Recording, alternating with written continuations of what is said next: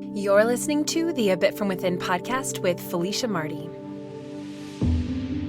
Maybe that's where you simply begin, is just by becoming acutely aware of how you feel throughout the day. What kind of conversations put your stomach in knots? What kind of pressure makes you completely lose all motivation? What kind of tone of voice makes you shut down? Maybe you can't change. Maybe you feel like you can't change anything about what you're going through, but you can arm yourself with knowledge. And that, I truly believe, will lead you to shifts in your reality. Hello there, and thank you so much for joining me today for a new episode of the A Bit From Within podcast. My name is Felicia. I am a self-care specialist as well as a certified astrologer, and every week I come here to share a little bit from within with you. Sometimes that's the mud that I'm working through in my life. Sometimes it's techniques that I'm finding are so supportive in one or two specific areas. And today, we're going to be talking specifically about enduring. Or when I looked up the definition, I found out that it means to suffer patiently. And so as I've been reflecting on this topic of enduring, I thought, oh my gosh, there's so much that needs to be shared on this topic. So I've got some encouragement if you feel like there are areas of your life that you've just been suffering patiently in, to maybe start to think about those things in a different way. And truthfully, so much of my work as a self-care specialist and as an astrologer is to help people realize is that who they are is a gift, and the things that don't feel good in our lives are areas that we need to pay attention to and have the courage to rework where we can. And I say it that way because I know that sometimes in life, you are going through a period of enduring. You have to kind of get over the hump. You can't change everything about your situation as fast as you might want to. And I also know that so many of us fall victim to the limitations we think we have. We put these invisible bars on the windows and locks on doors that don't have to be there. And sometimes it comes down to the wisdom to really think about it from a new perspective. And again, finding that courage to be able to live life a different way. So that's what we're going to be talking about here today. But first, I want to talk a little bit about what's happening astrologically. This Saturday, we are having our first new moon of the year, which means this will be the first full lunar cycle in 2023, and it's going to be a good one. The new moon in Aquarius is going to be the first new moon in a while that hasn't had a tinge of eclipse energy or retrograde energy, because we're coming out of a long season of Mars was in retrograde that just went direct now, and now Mercury has been in retrograde, and it is also going direct this week. So by the time we get to Saturday's new moon, there's going to be some finally a feeling of, okay, I'm starting to feel like myself again. I'm starting to have some energy back. I'm starting to feel some momentum forward for maybe the first time in a little while. So what do we do with this energy? Well, we are going to be looking back over the past several weeks. We're going to be thinking about the hopes that we came into this new year with. What are the either goals or intentions or resolutions, the things that came top of mind and have continued to feel true to you? I say that because a lot of times, and you can listen to my past podcast, especially in December, for more of my soapbox on this, but oftentimes we do feel obligated to go for certain kinds of intentions or resolutions. And so I want you to be clear about that as you move into this month, this new moon, that your intentions that you're going to set and the things that you're going to be working on are truly desires of your own heart. They are truly things that you feel in your vibration right now that you want to be going for and working on. So this is going to take a little bit of mental work, and the good news is that Aquarius is one of the best zodiac signs for actually thinking outside the box on things and using powers of creativity and analysis to figure out a really strong and thoughtful way forward. So if you're going to do anything on this new moon, I suggest that you spend a little time brainstorming about the things that you may want to accomplish or shift in your life over the upcoming 4 weeks. So from about January 21st, which is this Saturday, until the next lunar cycle starts, which will be February 20th. So you've got plenty of time during that 4 weeks to let yourself explore. Now, other themes that are very Aquarian that you might think about leaning into right now are your social networks, your ability to integrate technology into your life. So this could be like using various online tools to help further your goals. Maybe you're trying to budget better, so you find like a really cool money saving app, or maybe you've been having a really hard time keeping your calendar straight. So like you try a brand new technology calendar that just fits your needs a little bit more. Aquarius energy is also about socializing and connecting with other people, especially around ideas. So this might be a good time to like join a new book group or find like an online forum where something specifically that you're working through, you connect with other people going through that same issue. Or of course, just meeting up with the friends and people that you feel like you can talk about anything with. This is a great time for that as well. And honestly, so much of what we're going to talk about today in terms of behavior, of analyzing where we're suffering in our life and finding a new path forward, this is going to be a really good time to do that work, because Aquarius energy has this way of being kind of coolly detached, of instead of getting kind of swept up into the emotion of a problem, if they can kind of maintain their distance and see it through fresh eyes, maybe then there's an easy way to solve it. And so you can almost imagine this energy right now in your life. Even if you don't normally operate that way, you can kind of picture that as you go into this. And I think that's going to be really, really good and useful right about now. Now, I will say, especially some of the themes that I've been talking about, these are themes that you can incorporate all month long, or like all lunar cycle long. But specifically on the day of the new moon, what are some best practices? Well, if you've been listening for a while at all, or if you're a Patreon member, you know that I am a huge advocate and fan of new moon rituals. And a ritual, what is a ritual? I think people most of the time automatically go to this idea of like sage and incense and candles and maybe chanting, or I don't know, mixing some sort of potion together. I don't know where your mind first goes when it thinks of rituals. But what I call a ritual is dedicated sacred time with yourself and something that you are working on. So in all of my rituals, because I have for the past 3 years, I've created tons and tons of ritual guides for every new moon, every full moon. Some of my new moon rituals I put together are actually just self-care exercises, self-love exercises, self-exploration exercises. And we can do that in a sacred way for ourselves. And I want to be very clear with you. It does not matter if you don't have an hour to spend on this, and so you are on the go, you pull into an empty parking lot somewhere, or maybe it's the grocery store parking lot, you're going to go grocery shopping, you look up to the moon for a few minutes, you take a few deep breaths, and you really set your intention for the month forward. It could be as simple as that.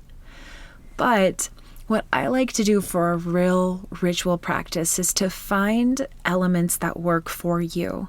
It doesn't have to be, incense and sage and laying out, a big blanket and getting a big bowl of water that you're going to write things on and put into the water. It doesn't have to look like that.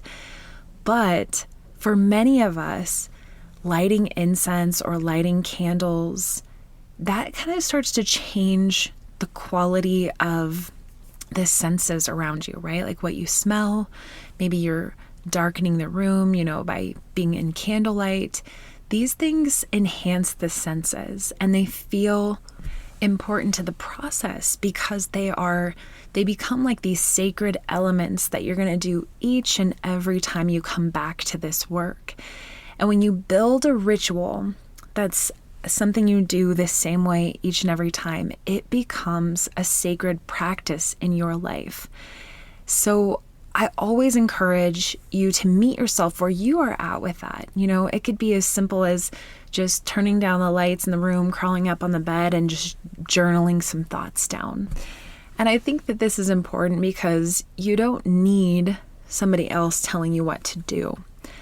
However, that said, a lot of us find way more depth when we're given instruction, when we're given a container, something to think about, something to frame our thoughts. And so that is part of the reason why I love creating these ritual guides, and every single month creating a new moon ritual and a new full moon ritual for you, just to have that container, something to take it a little bit further, to inspire you and to give you a little bit more of that sense of novelty and excitement with your ritual process. So if you're interested in that, you can make sure that you're a member of our Patreon page. And that is as little as $3 a month. So that will give you ad-free episodes to all of the podcast episodes, as well as that beautiful lunar ritual guide that will give you self-care support information for all month long. I'm really looking forward to this month's new moon. I feel like it's been a while that I've really just felt finally like, okay, I can really start to plant some of these seeds. I feel like for me personally, so much of the last several months have been tying up loose ends, kind of grieving, kind of bringing things to a close, and going back in other areas, having to kind of refresh, clean some things up. And now I'm feeling ready. I'm feeling a little tired right now, so good thing I have a couple days until that new moon on Saturday. And actually, that brings up a really good point, is what does it feel like leading up to the new moon? Because if you're listening to this earlier in the week, we've got a little bit of time, right? And what actually tends to happen is that as we move more and more into the darkness, the more tired you might feel. The more you might need some space, some quiet, some time to rest. So please prioritize that. If you need to reschedule lunch with a friend or an evening date, if you need to change your exercise routine to be that of one that's just a little bit slower, it is okay. This is exactly the time that you might be feeling that way, and it's okay to really honor that. In fact, I really hope that you do. So with that said, let's take a quick break and be right back. So I've been trying to figure out how to describe this exactly, but I guess the best way to describe this is that I'm really going through a big change in my life right now. Some of you guys know that I've was a full-time wedding photographer for the past 5 years. And now I've decided to retire from doing weddings, which is a huge part of my business. And I'm going to be looking for other full-time work moving forward. Probably some sort of, 9-to-5 type thing. But right now I have not found that job yet. And so I'm kind of in this in-between. And it's really weird because on one hand, I feel like I have more time on my hands. And then on the other hand, I feel exhausted because there is so much going on right now. And to be honest, on a day-to-day basis, there's a certain amount of overwhelm that I'm dealing with that makes it hard to connect with a lot of other people right now. I feel like in my conversations with people, especially people who know what's going on in my life, that they have a lot of questions about how it's going. Where's the job search? Where are you? What do you want? Blah, blah, blah. And when I don't have those answers for myself, I really don't have them for other people. And it makes me feel shut down a little bit. Because so much of what I'm working through on a day-to-day basis is just doing all of the next best things for myself. because I know that I'm in the in-between right now, and that before I know it, I'm going to be having a 9 to 5. I'm going to be learning a lot of new things. My life is going to really be different. I'm trying to use this time as a gift to do all of the things that I wish that I could probably wish then that I could do. I'm reading more books. I'm being creative. I'm trying to rest when I feel like resting. I'm trying to get active a lot more. I'm trying to figure out when to be cooking good meals, those kind of things.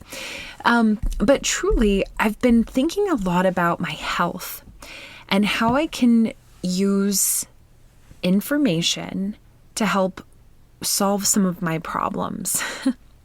So what I mean by that is, I've learned a lot about body health.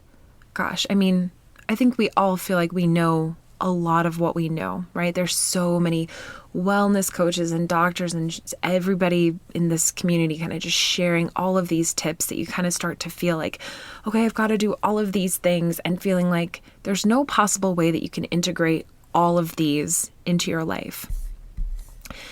But while I have a little bit of extra time on my hands, and I've learned a lot of new things in the past few months, I'm really trying to integrate them right now and see how I feel doing some of them. So one of the things back in November, I went ahead and caved in and got a gym membership. And part of the reason is because I wanted access to a sauna, because I wanted to be able to use a sauna a couple times a week for my physical health. And then, of course, I'm trying to incorporate more movement into each and every week. And so obviously that helps with that as well. But instead of just blindly saying like, okay, I want to get 30 minutes of some kind of cardio or weights in, 5 times a week, just arbitrarily, I'm actually trying to use more information around insulin resistance, because I struggle with insulin resistance. And I've found that if you do some kind of exercise for 10 minutes after you eat, it has a much bigger impact on blood sugar than if you were to just exercise first or do it later in the day. That there can be some really strategic timing for your body when you do it a certain way. So I've been trying to do that a little bit more.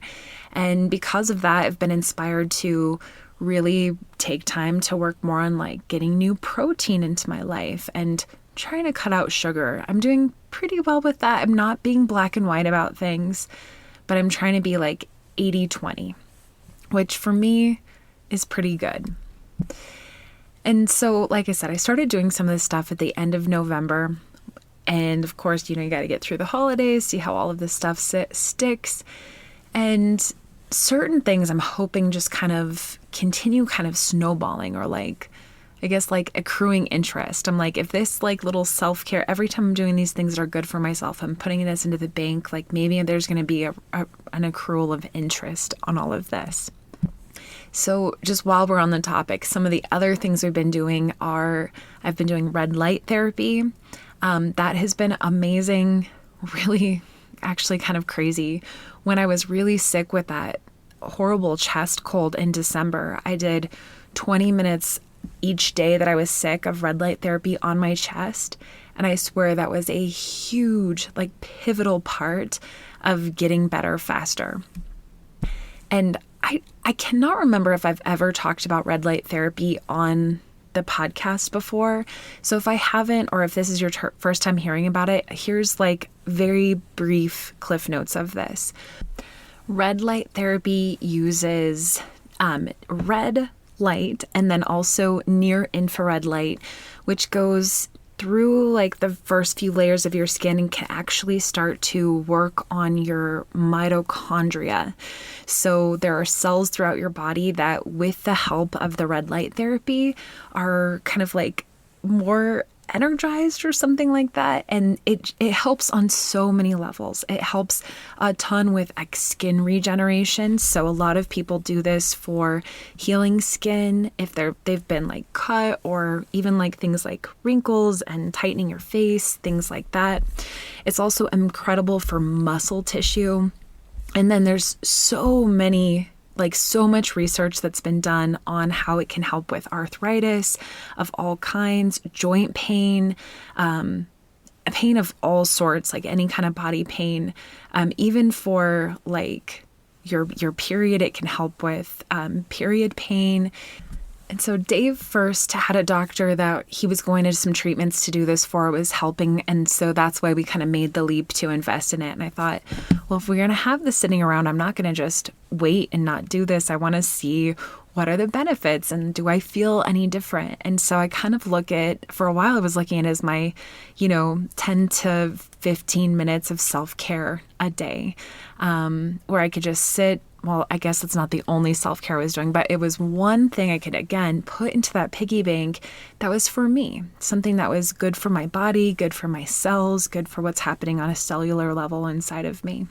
And I guess that's just where I really am right now, is I want to do things that feel good for my body, that have benefits that I can feel and that make me feel better in my life.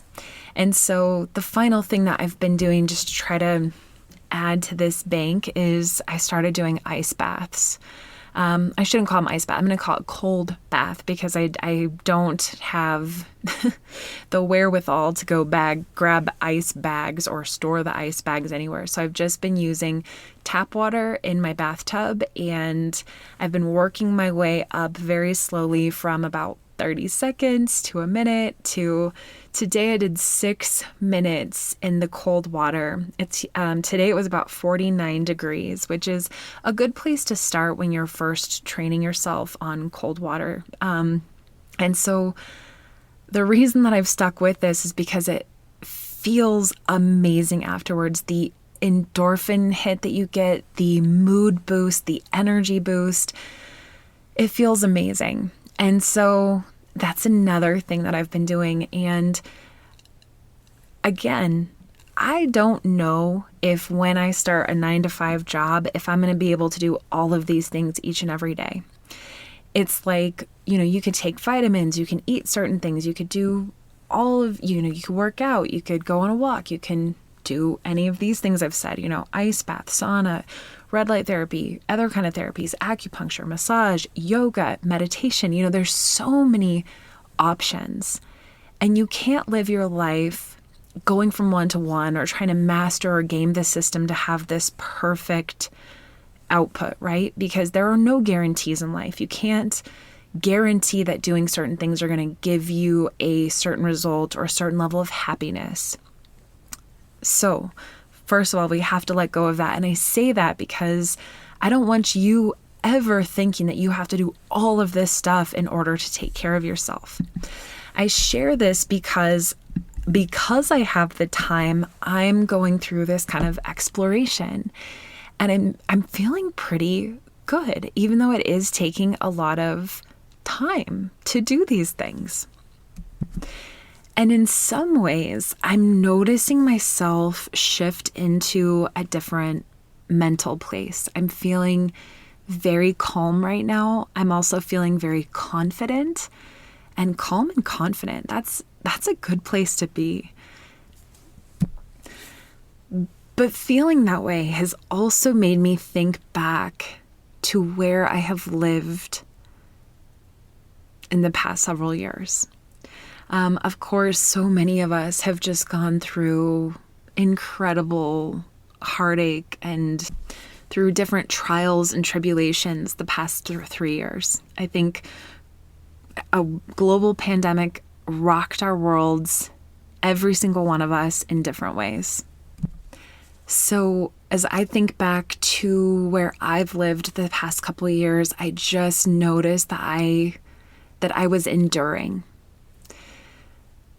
And when I looked up that word enduring, and it said the definition was to suffer patiently, it kind of like hit me how much of my life I thought that enduring was what I was supposed to be doing.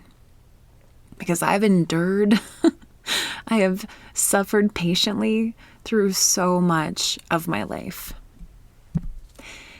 And I don't know why I always feel like, the little disclaimer, but I'll say this anyway. I think that there are points in our life where enduring can be a necessary thing we have to go through. You know, like when I endured physics in college in order to graduate. That was a thing I needed to go through. There was no way around it. It was something I endured, got through it, it was done. But I think the kind of enduring that I want you to think about are the things in your life that you feel you have no escape from. The things that feel bad and are causing you pain, that are points of suffering in your life that you feel trapped by and you feel like there's no way out of. And the tricky part about this is it never starts with that reality. It never starts with you thinking, oh, this is going to be the way for the rest of my life, for the rest of my job here. Usually it starts with a bad interaction that you think this is going to get better. Maybe it's like a change to like certain rules in your job, or a certain new manager that you get that you don't really click with, and you don't really think of it as bad at first. You're just kind of like, this isn't that great, but maybe they're having a bad day. Maybe change is hard for everyone. Like, it'll get better. And then it doesn't. And maybe slowly over time it gets worse or harder until the point when you're just suffering. You're suffering all the time. Maybe you're suffering silently. Maybe you're suffering through each and every workday and you're thinking, okay, well, I just need to suffer until I get home and then I'll be fine. Maybe on the other hand, like maybe it's some kind of suffering that's happening at your house. Like sometimes people are in relationships that don't feel great and they want to escape. They want out. I really hope that, honestly, as I speak to this, I don't want you to be going through any of these things, but I also know that it's a very real thing that we have areas of our life where we are suffering patiently. And so what I want to say is stop suffering. And it's okay if you laugh when I say that, or if you want to flip me off, or if you want to say there's no way out. Whatever you need to feel with that, feel it. But the first thing that you can do to stop suffering is to really think about your suffering situation very clearly. So you really have to understand, why is there suffering? Is it somebody? Is it your relationship with them? Is it the power dynamic between the two of you? Is it the way that somebody else is making you feel? Or the way that you feel around that person, I should say? Or is it something totally different? Is it the output that you're having to do? Is it the lack of fulfillment? Is it what emotions are coming up for you that are causing that pain? You know, is it going against your values or your ethics? There's a lot you can examine here, but really getting clear about what it is going to help you significantly navigate this.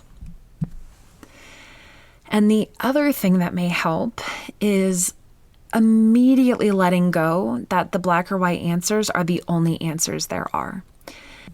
And this is because there's usually way too much involved on the other side of go if you feel like the only answer is to stay. Do you know what I mean? Like some people, whether it's like a job situation or a relationship or, I don't know, a hobby, whatever it is, if your only idea is like, this is so bad for me, I need to end it forever, that's the only way out, then that's where I challenge you to slow down and really think more critically. Are there any other solutions within this? And you might need help working that out, maybe with a trusted friend, maybe with a therapist, maybe with a third party, an intuitive coach, or maybe even an astrologer. But sometimes just getting that different perspective or thinking about things less black or white, but more creatively, maybe kind of that Aquarius energy I was talking about, like how can you think outside the box on this? Maybe then you can get your answer. And the reason that I say that and I bring that up to you is because we are our greatest enemy.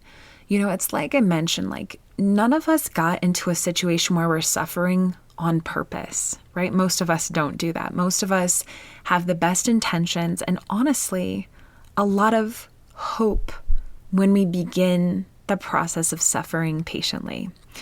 We hope that it won't last forever. We hope that there's a greater purpose that's going to come out of this. There's a reason that if we can just get through this, that there will be something greater for us on the other side. And then when that doesn't happen, it really, really starts to destroy your heart. Sometimes it starts to destroy your body. Sometimes you start getting sick over and over again because your body is trying to tell you this is not where we should be. This is not what we should be going through. And that's why I know that you feel like the only answer is just to get out of it. But sometimes you can't. And let's honor that being a reality for many of us. So instead, you have to find a way to meet yourself with as much. The word joy comes in, and joy is not necessarily an antonym for suffering. But you have to bring joy into your system, into your body. You have to find a way to get out of that place of suffering. Now, I wish I could give some concrete examples on all of this, but I don't have like anyone's life story to work on here. Like part of me thinks it's like, ask. You never know what you might find if you don't ask. Maybe there are people who could help you get a different job or departments that you could transfer to. Maybe there's people that you can spend your time with that are outside of that place of suffering, especially if you're suffering at home. Maybe it's a matter of picking up a class or joining a different social network or something like that. Maybe there's something else you can do with your time. Maybe it's something that's being required of you that you're not good at. Maybe somebody else can do that. Maybe you have the resources to hire that out. That's one place that I really learned when I was doing my business. It's like whenever it would come time for me to do my books early on, I would literally want to cut my skin. It was so, I'm not trying to be dramatic, but it was so painful for me. I would feel so much anger, so much frustration. I didn't know what I was doing. I felt such pressure. I knew I needed to get it right. I was not good at it. It was very overwhelming, very frustrating. And then I realized I could hire a bookkeeping team.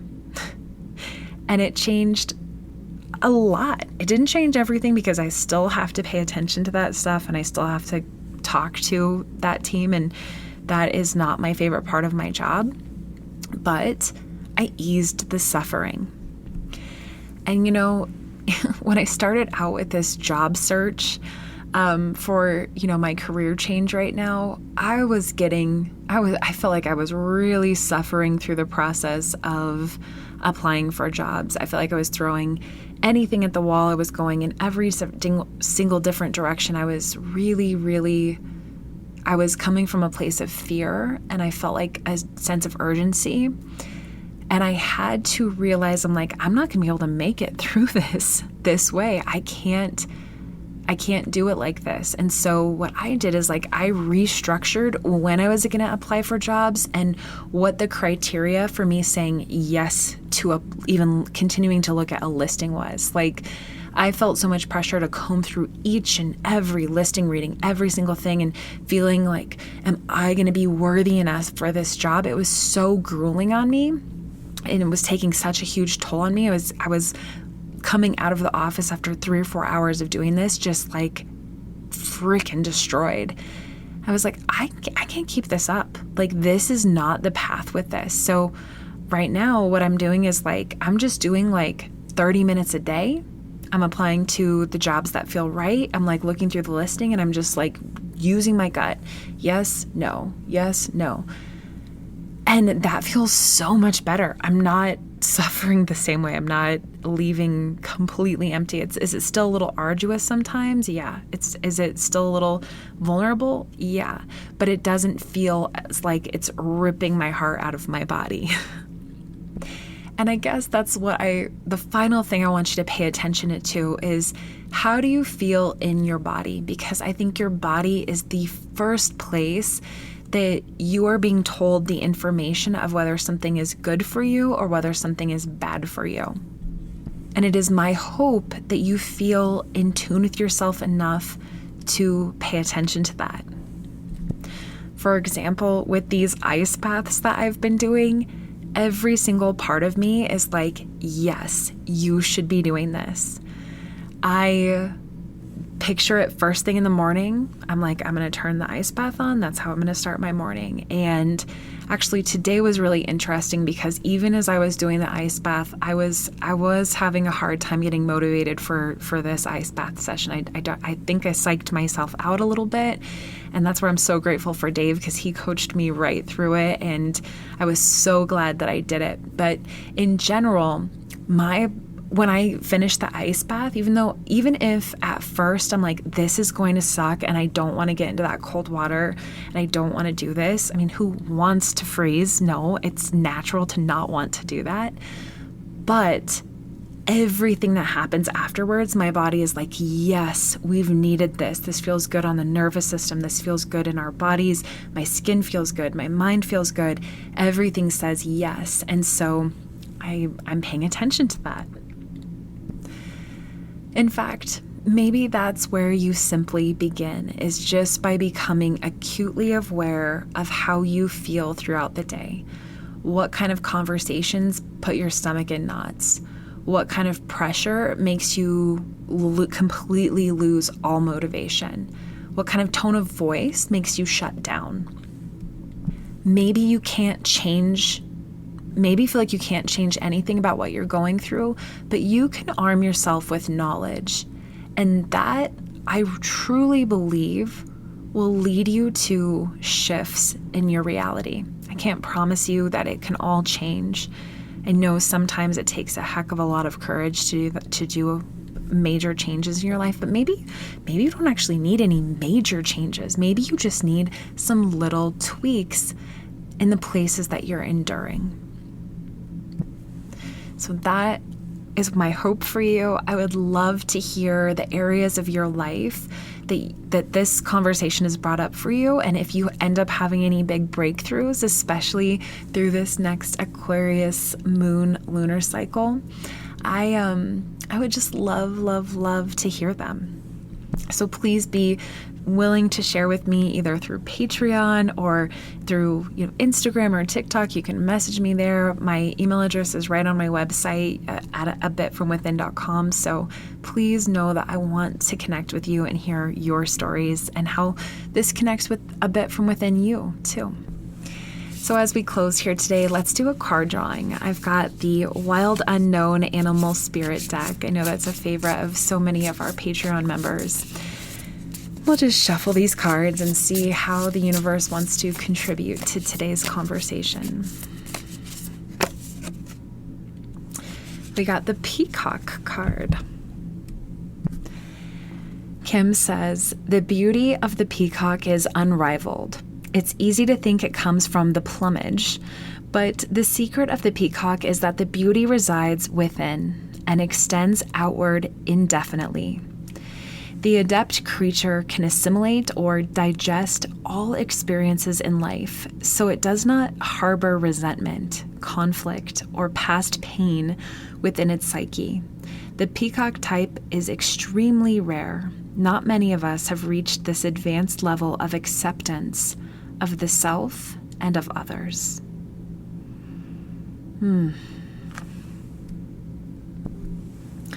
I love that because of the full circle idea that it is in accepting who we are, that our beauty can continue to spread outward. And I truly believe that so much of the suffering that we endure is from trying to put ourselves into a box or fit into a mold or make ourselves small for the sake of somebody or something else. So beautiful, this idea that we can accept life, accept other people, and accept ourselves as we move through this world and let ourselves be the beautiful creatures that we are. Okay, everyone, thank you so much for joining me today. I hope to stay connected to you. Enjoy this new moon, and I'll be back next week.